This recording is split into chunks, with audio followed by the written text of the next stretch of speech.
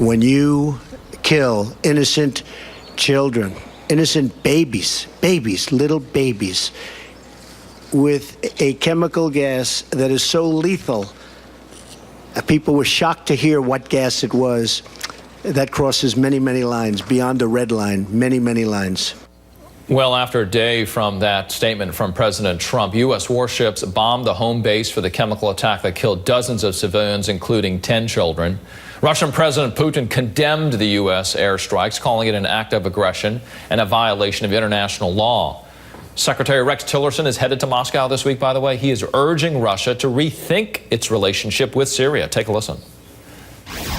I hope that Russia is thinking carefully about its continued alliance with Bashar al-Assad because every time one of these horrific attacks occurs, it draws Russia closer into some level of responsibility.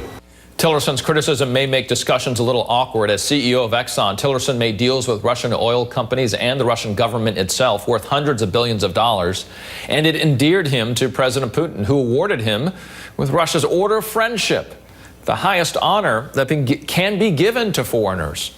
For more on this, I'm joined by Rebecca Grant, national security analyst and president of Iris Independent Research. We also have Mark Ginsburg, former White House Mideast policy advisor. Mark, we'll start with you on this. Rex Tillerson, the right person to be there, and what can he get out of Russia? Hi, Richard. Well, the fact is that he's on his way, and he's trying to get the G7 countries aligned with a better approach for collectively to try to deal with Russia on Syria. But what's lost in the equation here, Richard, is that while Mr. Tillerson is on his way to Russia, the fact is that Russia's really interested in Assad for three reasons. Their military bases on the Mediterranean, the fact that Russia was the largest exporter of arms to Syria and made most of its foreign currency off of those sales. And number three, because he represents a Shiite bulwark against Sunni terrorism. The real culprit here, in addition to Russia, is Iran. No one's talking about Iran. Iran has a far greater vested interest in Assad's longevity than Russia. Yeah, and on that note, which you're very well aware of here, Ambassador, is that they had a joint statement coming from Iran today, coming from Hezbollah on this very issue in Syria against the United States. And to you on that, Rebecca, has this congealed, if you will, this relationship that Russia has with Syria, also Iran, as Ambassador Ginsburg was talking about? Well, Iran and Hezbollah have been congealed for a long time. What's different now with Russia, I think Tillerson's message is, Russia, your days of playing around in Syria with no consequences are coming to an end. So Tillerson will be looking to take that message. That's the public message. The cruise missile strikes put him in a strong position to make that. Now, privately, he's going to use everything he knows about Russia to try to look for some kind of deal. That's what's really new. Trump administration now really wants to move forward more quickly on Syria, and Tillerson's going to have to go look for the groundwork to make that kind of deal. Does his history, his mixed history, which I talked about at the lead into this segment, help or hurt him more? What's the net on that, you believe, Rebecca? I think it's a net positive for Tillerson. Right. He knows what he's going into. He knows that groundwork. He knows the game. He knows the adversary. He knows the players. Our adversary. He does. He knows the players. KT McFarland, Mark Ginsburg. When we look at this, what does that tell you about the way this administration is evolving when it comes to international affairs? And when we look at, again, the National Security Council as it's evolving, what do you make from the KT McFarland piece of news today?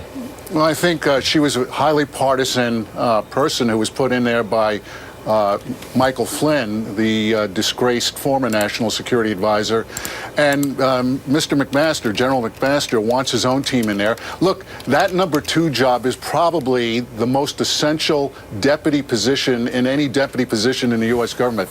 That organization that is known as the Deputies Committee has got to be chaired by a highly competent, highly respected individual who has interagency experience.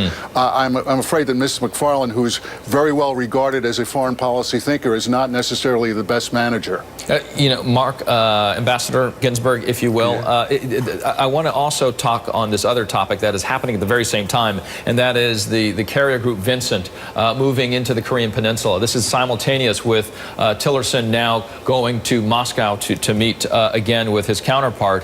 What do you make of the carrier group moving there and the options that have been discussed, at least put out there, that we have heard here at NBC News? Those three options: placing U.S. nuclear weapons in South Korea, again, that aggressive show of force. The second option, target and kill North Korea's leader, that also part of it. And then again, the third option, covert action. What do you make of all that's happening and what we're hearing about the Korean Peninsula? Well, Richard, let's take the tick-tock. First of all, there was the missile launches by North Korea. We sent an anti-ballistic missile system to South Korea. The Chinese reacted very negatively to that. There was a summit meeting between President Xi and President Trump. They clearly had to have reached a tentative understanding, not an agreement, understanding. And now the United States essentially is going to flex its muscles more because these missile launches continue by North Korea. Look, in the end, no one has a good answer here, Richard, as to what to do. Yeah. If someone did, we'd hear about it by now. Yeah, it's been many years that they've been working on it. Rebecca, your thought on what Ambassador Ginsburg said there, do you agree? Agree. So good move, 7th Fleet, putting the Benson strike group. This is just a standard rotation, putting more pressure, continued pressure on North Korea.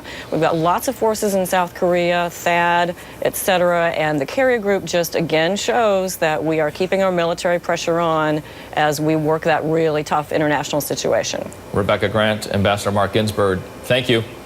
Thank you, Richard. All right, next for you, attacks in Egypt. ISIS claims responsibility.